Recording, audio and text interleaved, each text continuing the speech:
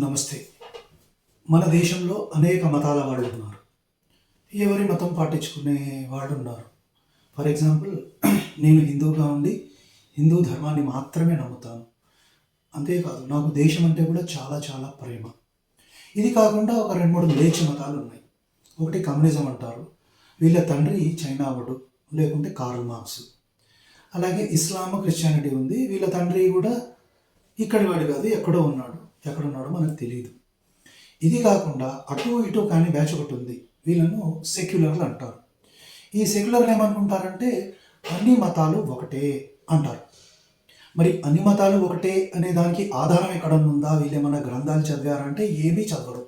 Just ఒక ఊహాజనితమైన లోకంలో వీళ్ళు ఉంటారు. సరే, అన్నీ ఒకటే అన్నప్పుడు అన్నిటినీ సమానంగా చూస్తారా అంటే అది కూడా లేదు. సెక్యులర్ల పరిస్థితి ఎట్లుంటుందంటే ఒక సామెత ఉంది, నా ఘర్కా నా ఘాట్కా అంటారు. అంటే వీళ్ళు అటు జస్టిఫై చేయలేరు, ఇటు జస్టిఫై చేయలేరు. ఉదాహరణకి చెప్తాం. ఈ మధ్యలో మేడారం జాతర ఇది జరిగింది. ఆ జరిగినప్పుడు అక్కడ కోవా బన్నులు అమ్ముకోవడానికి ఒక స్పెసిఫిక్ కమ్యూనిటీ వెళ్ళింది. వీళ్ళే చెప్పే మాట ఏంటంటే కోవా బన్నులు ఏవి కూడా ఒక 2 రోజుల కంటే ఎక్కువ ఉండవు అని. అంటే వీళ్ళు 5 రోజుల స్టాక్ తెచ్చుకున్నారు, అక్కడ తినిపిస్తున్నారు. ఎవరికి? మన అమాయకమైన ట్రైబల్స్కి. ఎవరైనా అన్నం పెడితే తినే పద్ధతి మనకుంది. కానీ ఈ బన్నులో కోవా ఎవరైతే అమ్ముకుంటున్నాడో వాడు ఎవడి చేతి నుంచి తినడు, వాడికి హలాల్ కావాలన్నమాట. అంటే అమాయకమైన గిరిజనులు మోసపోతున్నారు. అది ఇక్కడ పాయింట్ బేసిక్గా. పోనీ వీడేమన్నా స్వచ్ఛమైన కోవా పెడుతున్నాడంటే దాంట్లో మైదా ఇలాంటివి తప్పించి, చక్కెర ఇది తప్పించి కోవా లేదు. ఇది ఆల్రెడీ నాకు తెలిసి కొందరు ప్రూవ్ కూడా చేశారు. ఇది కాదు, ఈ కోవా బన్ను అమ్ముకునే వాళ్ళు ఎవరైతే ఉన్నారో ఒక్కడు కూడా భారతదేశానికి సంబంధించిన మూలవాసి అంటే కాదు. ఇప్పుడు చాలామంది హిందువులు ఒక టైంలో ఇస్లాంకి మారారండి. అదేం ప్రాబ్లం లేదు, వాళ్ళ పట్ల మనం జాలి పడాలి. ఎందుకంటే వాళ్ళు ఖురాన్ చదివి మారలా. పూర్వకాలంలో మన హిందువులలోనే కొందరు భయపడిపోయి కత్తి మెడ మీద పెడితే భయపడిపోయి మతం మారిపోయారు. వాళ్ళ సంగతే ఇలా కొనసాగుతుంది. సో ఈ కోవా బన్నులు అమ్ముకునేటోళ్ళు వాళ్ళు బేసిక్గా ముస్లిమ్స్ కూడా కాదు, ఇక్కడి వాళ్ళు కాదు. చాలామంది దగ్గర ఆధార్ కార్డులు లేవు, రేషన్ కార్డులు ఇవన్నీ చేసుకున్నారు. ఇవన్నీ ఎందుకు చెప్తున్నానంటే వీళ్ళు ఎక్కడో బంగ్లాదేశ్ నుంచో లేకుంటే థైలాండ్ ఇక్కడంతా రోహింగ్యాలు ఉన్నారు కదా, అక్కడి నుంచి వచ్చిన వాళ్ళు. అంటే వీడు ఇక్కడి నాగరికుడు కాదు, వాడికి ఆధార్ కార్డు లేదు, ఏమీ లేదు.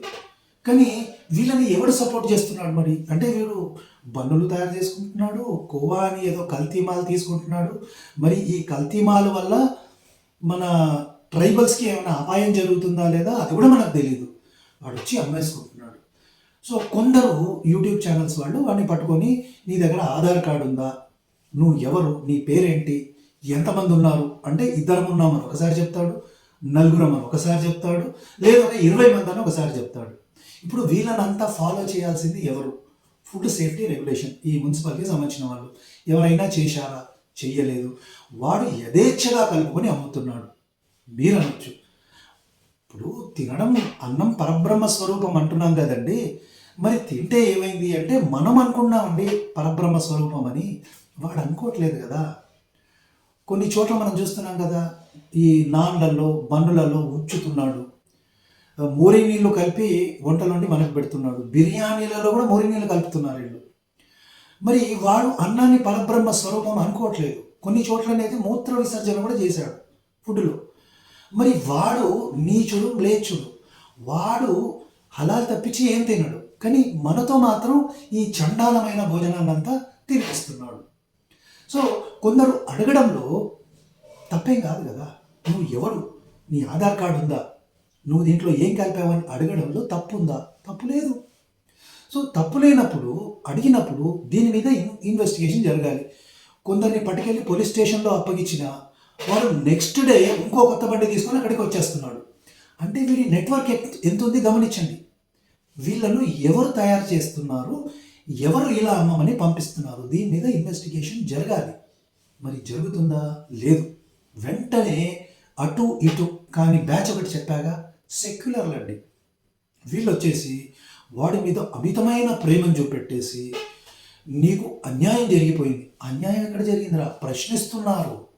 నువ్వు ఎవడురా? నీకు బ్యాక్గ్రౌండ్ ఏంది? నువ్వు దీంట్లో ఏం కలుపుతున్నావని అడుగుతున్నారు. అది అన్యాయం ఎట్లయింది? ఇప్పుడు అడగడమే అన్యాయం అంటే బ్రాహ్మణవాద్ సే ఆజాదీ, మనువాద్ సే ఆజాదీ అని నోటికొచ్చింది వాగే పిచ్చినా కొడుకులు. మరి వాళ్ళని ఏం చేద్దామండి? ఏదో చెయ్యాలి కదా. సో కానీ ఈ సెక్యులర్ కదంతా పడదన్నమాట. వీళ్ళు ఏం చేస్తున్నారు అంటే వీడికి అన్యాయం జరిగిపోయింది. అరే వాడు భారతదేశానికి సంబంధించిన పౌరుడా? వాడు ఈ కల్తీ చేస్తున్న మెటీరియల్ ఏదైతే ఉందో 4-5 రోజుల బన్నులు పెట్టి డబ్బులు చేసుకుంటున్నాడు. అందులో కొందరు చెప్తున్నారు ఇప్పుడు కోవా బన్ను అందులో పెట్టి అమ్మాలంటే కనీసం 40-50 రూపాయలు అవుతున్నాయి. కానీ వాడు 10 రూపాయలకే ఇస్తున్నాడు. అంటే లాస్ చేసుకొని అమ్ముతున్నాడు. ఎందుకు అమ్ముతున్నాడు? వీడి ఉద్దేశం ఏంటి? ఇలా ప్రశ్నించడం తప్పు కాదు కదా. మరి ప్రశ్నిస్తే వాడు పోయి వాడేదో విక్టిమ్ కార్డ్ ఆడడము, వాడిని సపోర్ట్ చేయడానికి అటు ఇటు కానీ బ్యాచ్ ఒకటి వెళ్ళి ప్రశ్నించడము, వాడికి హెల్ప్ చేయడము, వాడికి డబ్బులు ఇవ్వడము, ఇది ఏందో ఈ నాటకాలు ఏందో నాకు అర్థం కావట్లేదు ప్రేక్షకులు.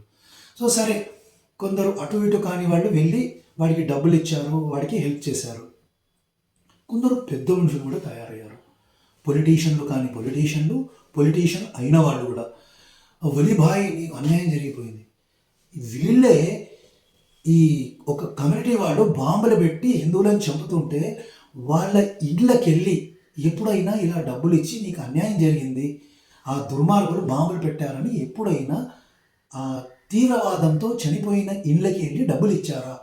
నాకైతే ఎక్కడ కనపడలేదు. అంటే బాంబులు పెట్టి హిందువులను లేపేసి వాళ్ళకి అన్యాయం చేస్తుంటే మాత్రం ఎవడు పోయి డబ్బులు ఇవ్వడు. అసలు నువ్వు ఏమి కలుపుతున్నావురా అని ప్రశ్నిస్తే వాడు విక్టిమ్ కార్డ్ ఆడితే వాడికి పోయి వీడు డబ్బులు ఇస్తున్నాడు. ఏ దేశంలో ఉన్నామో ప్రేక్షకులు నాకు అర్థం కావట్లేదు.